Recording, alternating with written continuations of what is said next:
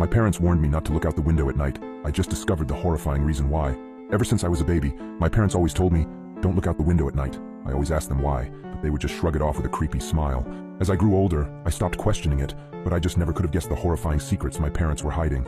Everyone in my town also followed this weird tradition, so I thought it was normal.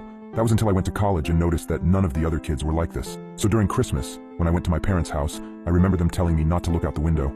I gave them a smile and a small chuckle before telling them I wouldn't. However, curiosity struck me the moment they left the room. As I lay in the dark, I came to a decision. I was going to look out of the window. Just as my hand came to the sheer white curtain of the guest room, I paused. My mind flashed to that one time when I was 12. My parents were talking in the kitchen. I was home with the flu and was about to make my way to the sink for some water, but I stopped at the doorway. I hid behind the wall, peeking my head out from the doorway just an inch. My mother was crying and my father was holding her and rocking. That poor little girl. I feel horrible for her family, whispered my mother. My father just nodded and continued holding her. I went back to my room after that. Several hours later, my dad came up to my room with several pieces of wood and boarded up my windows. "What are you doing that for, Dad?" I asked him. "Oh, it's nothing. Just safety reasons," he replied. I learned at school the next day that a little girl was found dead the previous morning, the window broken and curtains torn. I snapped back to the present. My hand drew back from the curtain.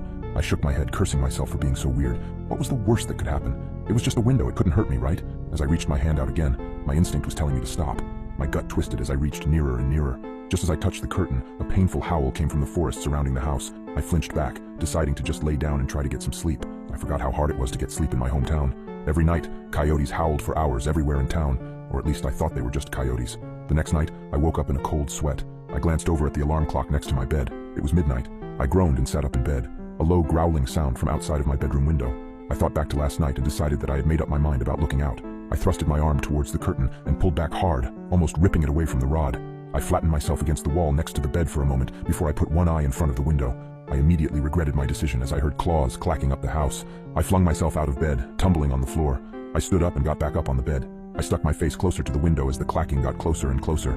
It suddenly stopped for a second before the most terrifying creature popped up from outside, emitting a horrible shriek as it did so.